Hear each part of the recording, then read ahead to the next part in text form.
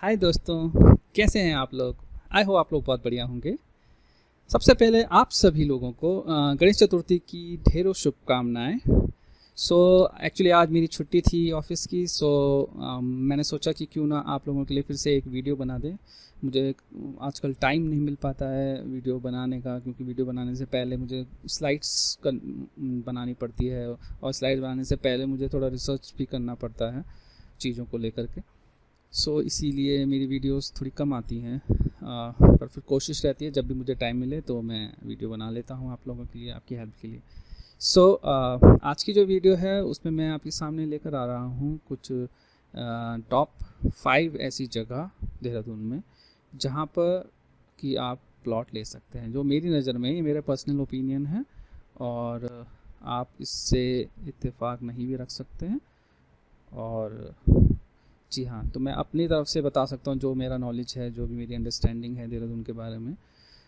Top 5 places to purchase plot in Dehradun under budget of 30K पर गज। 30,000 प्रति गज के अंदर जितनी भी जगहें हैं वही मैं इसमें लिस्ट आउट कर रहा हूँ, क्योंकि देहरादून में ऐसी बहुत सारी जगह हैं जहाँ पर आप परचेज मतलब प्लॉट ले सकते हैं। पर मुझे लगता है कि 30,000 पर गज से ऊपर के अगर आप प्लॉट लेते हो तो मतलब ये वीडियो ऐसे कैटेगरी के लिए मैंने नहीं बनाया है, ऐसे लोगों के लिए। वो तो फिर बहुत ही ऊपर लेवल के लोग हो जाते हैं, उनके तो मैं कह सकता हूँ कि काफ़ी, अगर इतना महंगा प्लॉट ले रहे हैं कोई, तो इससे अच्छा कि वो फ्लैट ले लें या फिर घर बना लें, घर ही ले लें डायरेक्ट सीधे।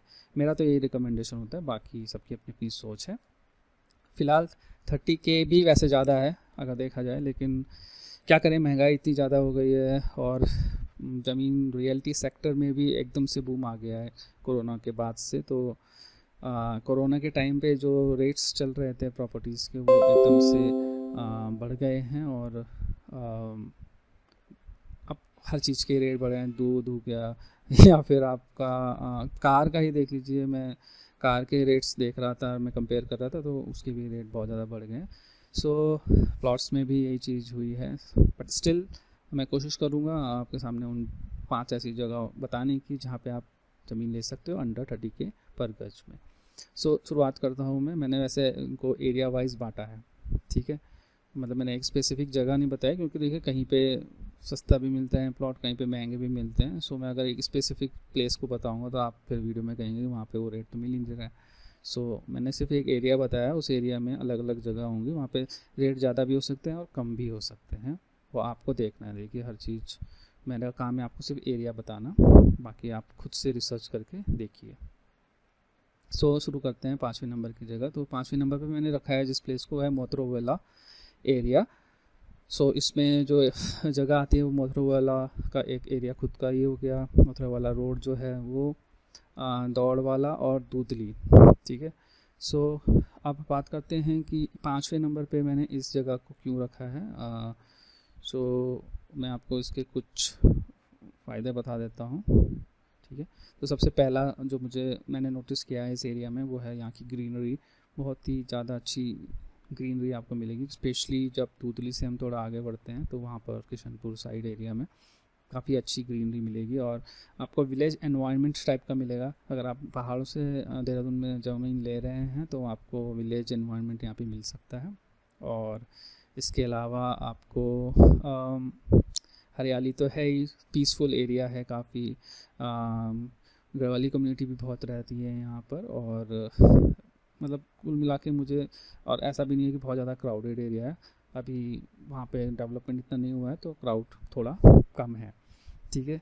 और एक बात जो उनको अच्छी लगती है कि आईएसबीटी से काफ़ी पास है, मतलब ऑलमोस्ट 7 to 8 किलोमीटर्स है। थोड़ा और आगे बढ़ेंगे तो 9-10 किलोमीटर्स तक ये पड़ता है। अंडर 10 किलोमीटर है तो हम उसको आईएसबीटी के पास ही बोलेंगे। इसके अलावा जो मेरे को बहुत ज़्यादा अट्रैक्ट करती है इस जगह की, क्योंकि यहाँ से डोईवाला बाईपास रोड भी जा रही है, और डोईवाला बाईपास रोड होने के कारण कई लोग जो डोईवाला के बाद जो टोल टैक्स लगता है उससे बचने के लिए इस रोड से आते हैं। इस रोड को भी धीरे धीरे जिस तरह से ट्रैफिक बढ़ रहा है, मुझे लगता है कि आगे चल के इस रोड का भी डेवलपमेंट गवर्नमेंट और करेंगी, इसका 4 लेन या इस रोड को चौड़ा बनाएंगी, जो ये दूधली की जो डोईवाला रोड है। और इससे आपको क्या होगा बेनिफिट कि आने वाले टाइम पे इन फ्यूचर अगर 5-10 साल बाद की बात करूँ मैं, तो इस रोड को भी काफ़ी इम्पोर्टेंस मिलने वाली है, जो अभी फ़िलहाल मिलनी शुरू हो चुकी है।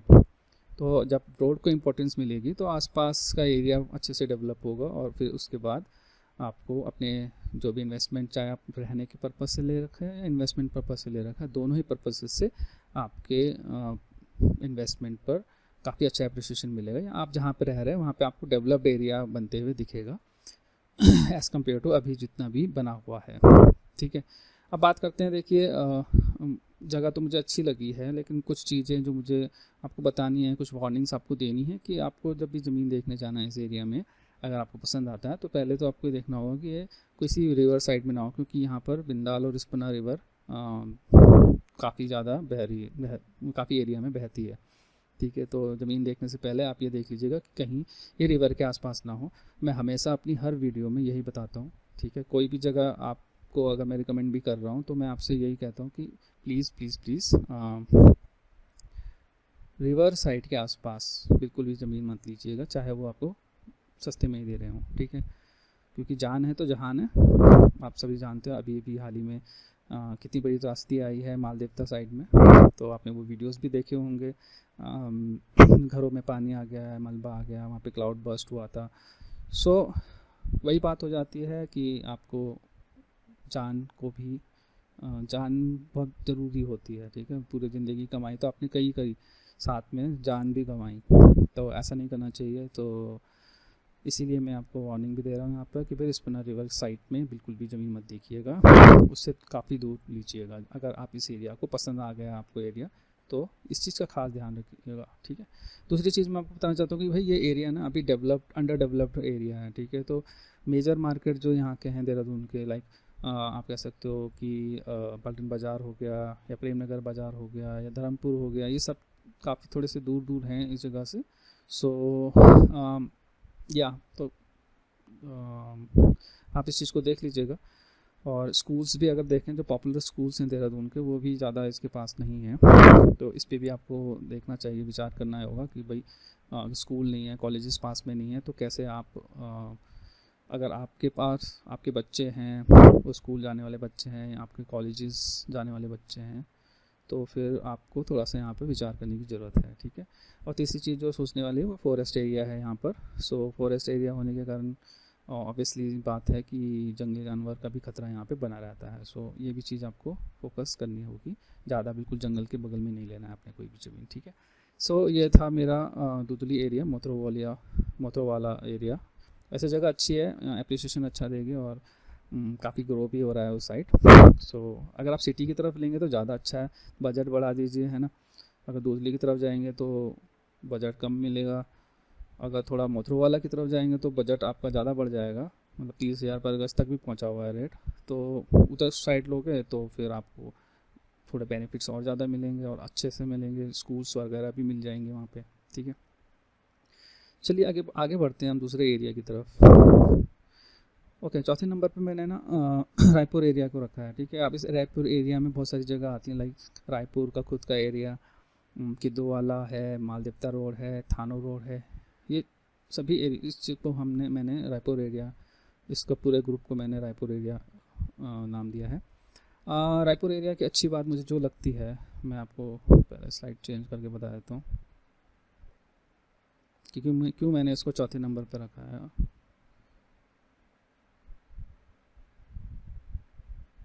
सेकंड जी। सबसे अच्छी चीज़ मुझे लगती है रायपुर एरिया की, वो है वहाँ की ग्रीनरी।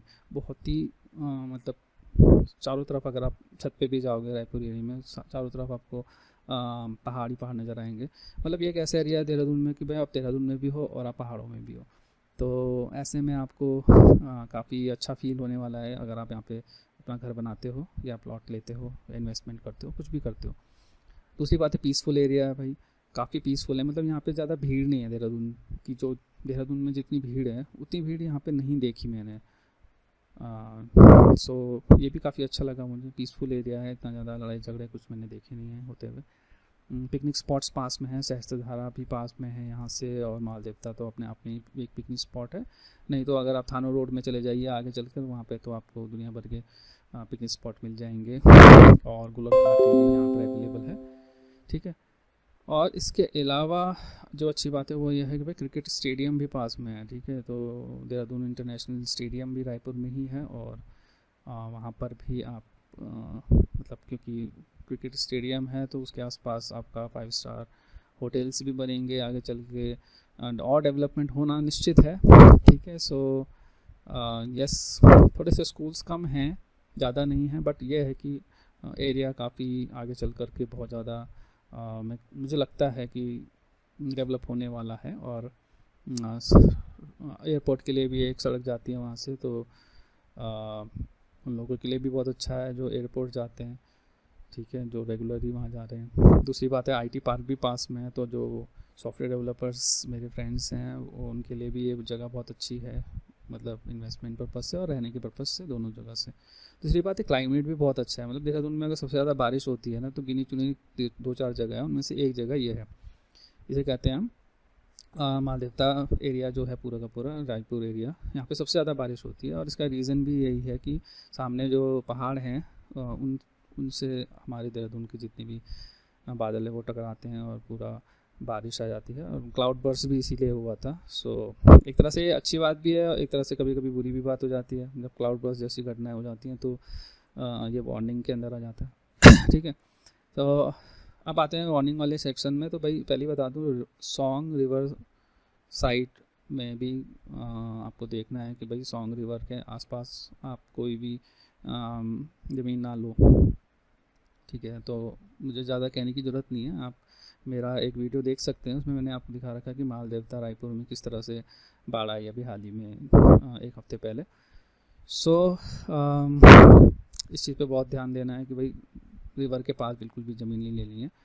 दूसरी बात है कि कहीं कहीं जगह पे लैंड का भी इशू है, रायपुर में गोल्डन फॉरेस्ट की ज़मीन भी बहुत ज़्यादा अवेलेबल है। सो वहाँ पे भी आपको देखना है कि कहीं आप सरकारी ज़मीन ना ले रहे हों, कोई गोल्डन फॉरेस्ट की ज़मीन ना ले रहे हों। दूसरी बात है कि कुछ ज़मीनों को क्या है कि भर कर मतलब गड्ढे को भर करके प्लॉटिंग हुई है। सो वहाँ पे भी आपको थोड़ा सा फोकस करके देखना है, क्योंकि ऐसे ज़मीन पे जब मकान बनते हैं तो उनमें सीलन बहुत ज़्यादा जल्दी लगती है, और अगर आपके घर में सीलन ज़्यादा लगेगी तो वो जल्दी ख़राब होगा, और आप मकान तो ख़राब होगा ही, साथ में आपकी तबीयत भी बहुत ज़्यादा ख़राब होगी।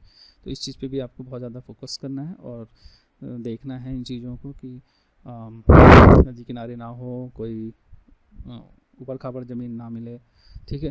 दूसरी बात है कि फॉरेस्ट लैंड का भी इशू है कई कई जगह पे। और सबसे बड़ी बात है कि भाई वाइल्ड एनिमल्स बहुत ज़्यादा आते हैं, मतलब कभी कभी हाथी आ जाता है, कभी तेंदुआ भी आ जाता है। सो मतलब एक तरह का आपको ऐसा इन्वायरमेंट मिल जाता है कि जैसे का अगर कोई पहाड़ से आ रखा होगा तो उसको बिल्कुल पहाड़ी इन्वायरमेंट मिलता है देहरादून में।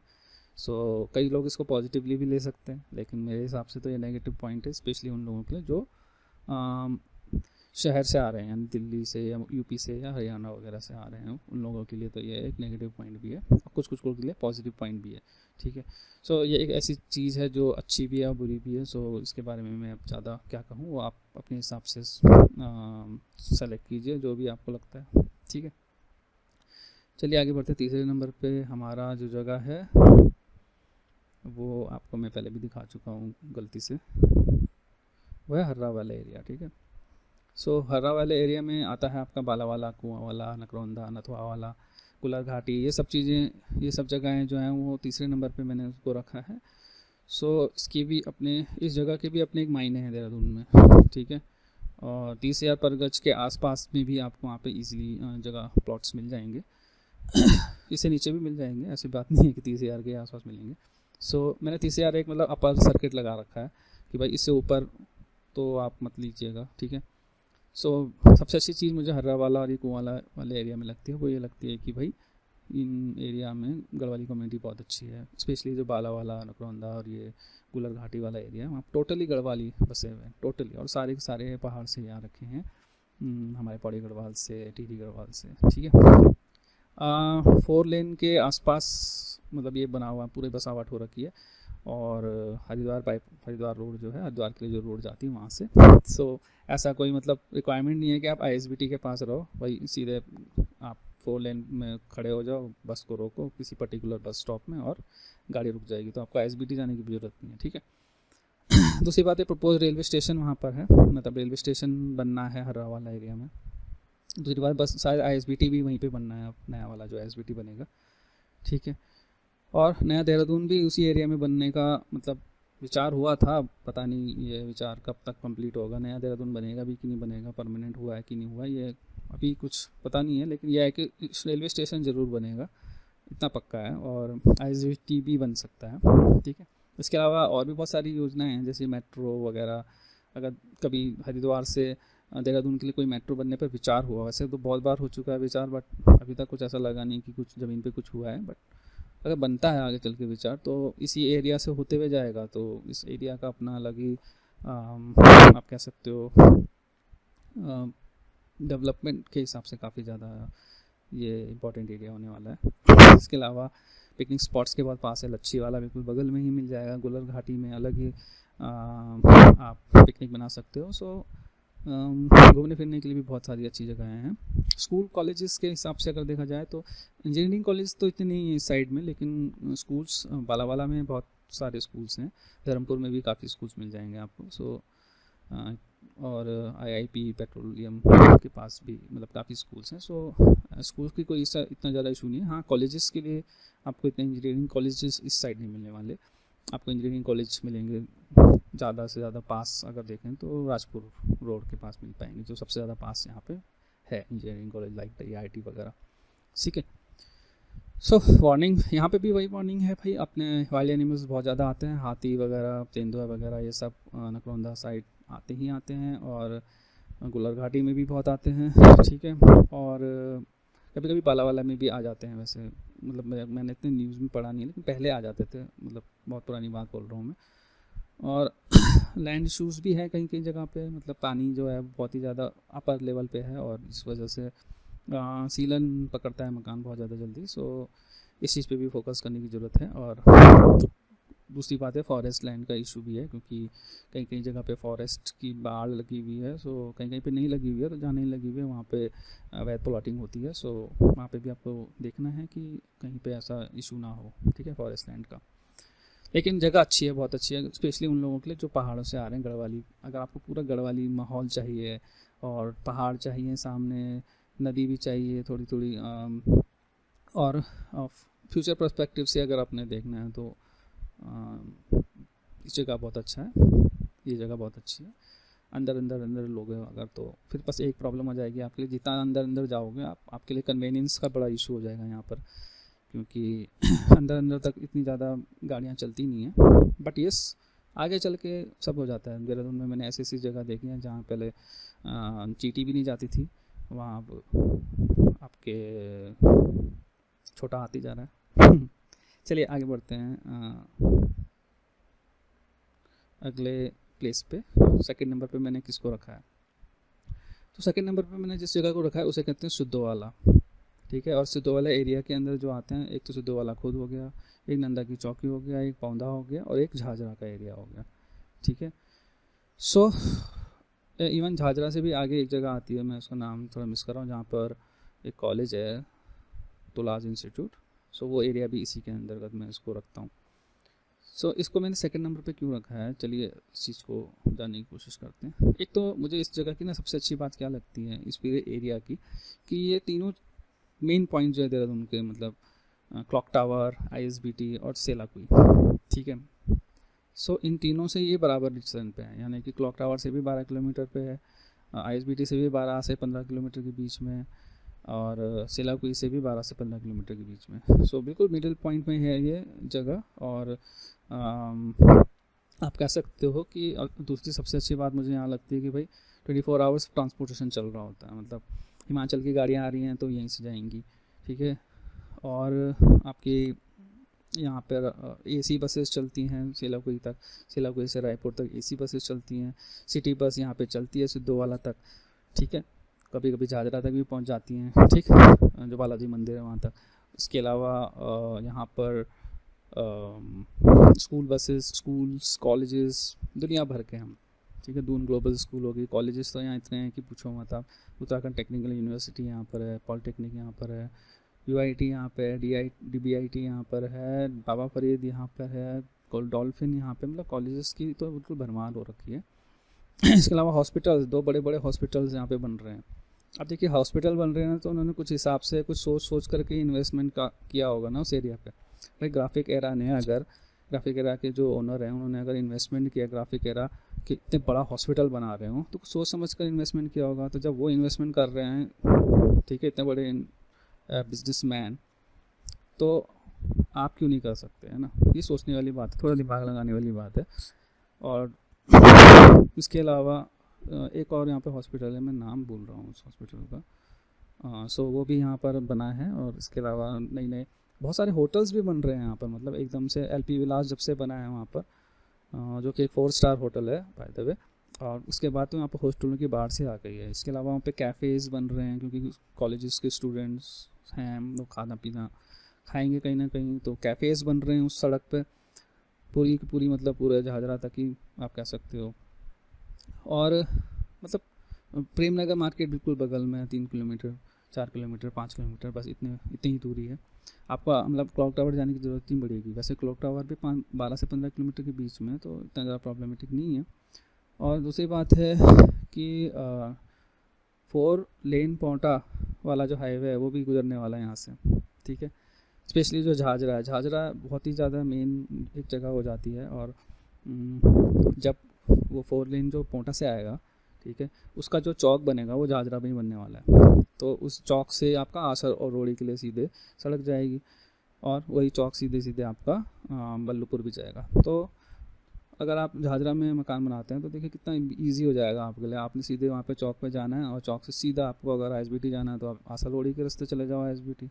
आपको कहीं बीच में घुसने की ज़रूरत नहीं है, सीधा आसर रोड़ी पहुँचो। दिल्ली जाना है तो उसी रास्ते से चले जाओ, आपको चंडीगढ़ जाना है तो आप उसी वाले चौक से निकल जाओ, आपको देहरादून घंटाघर जाना है तो उसी चौक से निकल जाओ। तो ये बहुत ही टेक्निकली बहुत ही ज़्यादा एक ऐसी जगह हो गई है कि मतलब आने वाले टाइम पे आप अगर आपने वहाँ पे ज़मीन ले रखी है और मकान बना रखा है तो मज़े आने वाले हैं आपके, मेरे हिसाब से ये चीज़ है। बस यहाँ पे एक प्रॉब्लम है देखो इन जगहों पे, ये कि भाई गवर्नमेंट लैंड बहुत है, मतलब ज़मीन बहुत है गवर्नमेंट की। मतलब थोड़ी ज़मीन यहाँ पर, काफ़ी ज़मीन चाय बागान वालों की है, काफ़ी ज़मीन उत्तराखंड सरकार की है जो उन्होंने गोल्डन फॉरेस्ट की हथियाई है। हथियाई मतलब जीती है, और मतलब उनकी जो इलीगली जो उन्होंने ख़रीदा था गोल्डन फॉरेस्ट्री ने, वो उनके पास आई है, गवर्नमेंट के पास। और इलीगल मतलब गोल्डन फॉरेस्ट्री की लैंड होने के कारण कई सारे इलीगल लोग भी वहाँ पे बस गए हैं कहीं पे भी। कई इलीगल लोगों ने प्लॉट्स काट रखे हैं, और कई इलीगल लोग वहाँ बस भी रखे हैं, क्योंकि जब गवर्नमेंट की ज़मीन होती है तो गवर्नमेंट कुछ पूछती है नहीं, ठीक है। वो तो जब तक अधिकारियों को पता चलता है, अगर किसी को जिसको पता चलना होता है उसको अगर पैसे आते रहेंगे तो उसको पता नहीं चलता है। लेकिन अगर नया अधिकारी आ गया तो फिर उस समय में दिक्कत हो जाती है। सो ये चीज़ें आपको नोटिस करनी है इस एरिया में खासकर। अगर आपको साफ़ सुथरी ज़मीन मिल रही है तो भैया ले लो, मैं तो कहता हूँ बहुत बढ़िया जगह है, ठीक है। लेकिन साफ़ सुथरी होनी चाहिए, ठीक है। इस चीज़ की मैं वार्निंग पहले से लिख के दे रहा हूँ यहाँ पे, ठीक है। चलिए आगे बढ़ते हैं। पहले नंबर पे मैंने रखा है आईएसबीटी के एरिया को, ठीक है। और आईएसबीटी के एरिया में भी Sewla Kala, Turner road, wildlife, Van Vihar, Kailashpur, ये स्पेसिफिक जगह हैं जहाँ पर आपके पास प्लॉट्स अवेलेबल हो जाएंगे, मतलब इस बजट में अंडर 30। वैसे ये एरिया काफ़ी ज़्यादा महंगा एरिया है, बट स्टिल ऐसा नहीं है कि आईएसबीटी के एरिया में 30,000 पर गज के रेट में प्लॉट्स नहीं मिल सकते। ढूंढोगे आप तो मेरी गारंटी है कि मिल जाएंगे, ठीक है। तो अच्छी चीज़ यहाँ पर यह है कि भाई आईएसबीटी पास में, बिल्कुल बगल में आईएसबीटी है, आपको ज़्यादा कुछ करना नहीं है। आईएसबीटी के आसपास इतने स्कूल हैं, इतने कॉलेजेस तो नहीं कह सकता मैं, कॉलेजेस हैं लेकिन इतने ज़्यादा नहीं है। इंजीनियरिंग कॉलेजेस कम है, वैसे बायोमेडिकल और पोस्ट ग्रेजुएशन पीजी वाले कॉलेज बहुत ज़्यादा हैं। एक इंजीनियरिंग कॉलेज है जो ग्राफिक एरा है, बस, ठीक है। इसके अलावा मार्केट पास है, अप्रिसिएशन रेट आपको अच्छा मिलेगा आपके मकान का जब आप बेच के जाओगे। अगर मतलब बेचना पड़े, वापस पहाड़ जाने का मन करे तो आप जब बेचोगे तो आप अच्छा इनकम लेकर के आप पहाड़ जाओगे। रिवर्स प्लान करोगे तब। सो वैसे होगा नहीं, मुझे लगता है। लोग बोलते हैं कि हम रिवर्स प्लान करेंगे पर करते नहीं हैं। बट आई होप कि धीरे धीरे जब यहाँ की हवाएं गंदी होने लगेंगी देहरादून की, तो सब लोग वापस पहाड़ों में ज़रूर जाएंगे।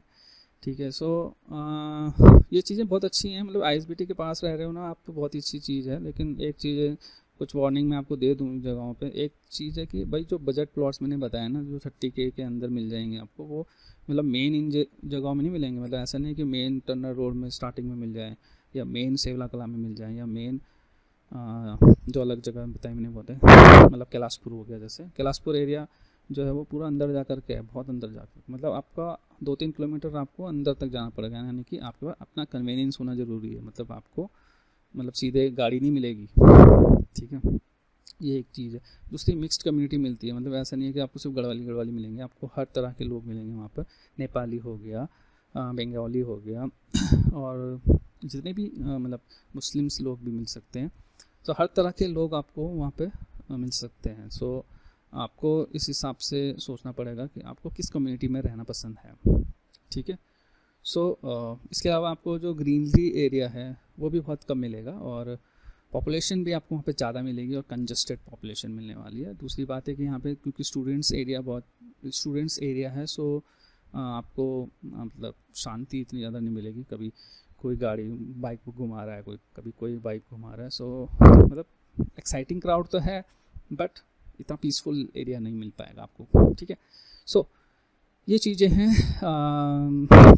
जो मैंने आपको बताई हैं। सो आप अपने हिसाब से चूज़ कीजिए जो भी एरिया आपको अच्छा लगता है। अगर आपको शांति पसंद है तो मेरे हिसाब से तो आपको बाला वाला और रायपुर वाला एरिया बहुत अच्छा है, थानोर वाला। अगर आपको थोड़ा सा कॉलेजेस स्कूल के हिसाब से अगर आपको देखना है तो मेरे हिसाब से तो सुद्ध वाला और ये आईएसबीटी वाला एरिया बहुत अच्छा है। और अगर आपको मिक्स टाइप का चाहिए ना, तो आपके हिसाब से मेरे हिसाब से तो ये जो एक तरफ से बाला वाला एरिया जो है वो सही है। मतलब वहाँ पे शांति भी हल्की हल्की, और स्कूल कॉलेजेस भी आपको बहुत अच्छे अच्छे मिलेंगे, और आगे चल के वहाँ पे आईएसबीटी वगैरह तो आने वाला है। सो इसीलिए वहाँ पे सबसे ज़्यादा लोग ले भी रहे हैं, और वहाँ के रेट एकदम से हाई भी जा रहे हैं। मतलब एक टाइम पे बाला वाला में क्या था, कुछ भी नहीं था भैया, एक चक्की थी आटे की और बस, इसके अलावा कुछ नहीं था। बट अब वो एरिया बन चुका है एकदम शानदार, और मुझे लगता है आगे चल के और ज़्यादा शानदार होने वाला है वो एरिया। ठीक है। सो ये थी मेरी लिस्ट कुछ अच्छे स्कूलों की, मतलब सॉरी स्कूलों की नहीं, कुछ ऐसी जगहों की जहाँ पर आप ले सकते हैं ज़मीन, टॉप 5 जगह। ठीक है। सो आई होप आपको ये लिस्ट पसंद आई हो। नहीं पसंद आई होगी तो कोई बात नहीं, लेकिन ये मेरी तरफ से लिस्ट है आप लोगों के लिए, आप अगर अपने हिसाब से देखना चाहें, जिस भी ऑर्डर पे आप लेना चाहते हैं। ठीक है। अच्छा, एक लिस्ट मैं और बनाना चाह रहा था, टॉप 5 ऐसी जगह जहाँ देहरादून की मतलब सबसे पॉश इलाका है, सबसे बेस्ट इलाका है, मतलब जहाँ हम खरीद नहीं सकते भाई ज़मीन, सीधी सी बात है। बस हाँ किराए पे रह सकते हैं हम, बट ज़मीन लेना तो भाई अपने बस की बात नहीं है। मतलब 70-70, 80-80 हज़ार पर गज जा रखा है रेट। तो मैं वो लिस्ट बनाने की सोच रहा था, आप बताइए मैं बनाऊँ कि ना बनाऊँ। मतलब मेरे दिमाग में तो है लिस्ट, लेकिन वही है कि क्या फ़ायदा जब आप लोगों को सुनना ही ना हो। तो बताइएगा कमेंट सेक्शन में कि बनाऊँ ऐसी लिस्ट की ना बनाऊँ। ठीक है। So thank you so much for watching this video. काफ़ी बड़ी वीडियो हो चुकी है, सो थैंक यू अंत तक वीडियो देखने के लिए। आई होप आपको वीडियो पसंद आया तो लाइक और सब्सक्राइब कर दीजिएगा। मैंने तो आज हिंदी में भी लिख दिया है अंकित नेगी यूट्यूब चैनल को। तो थैंक यू, बाय।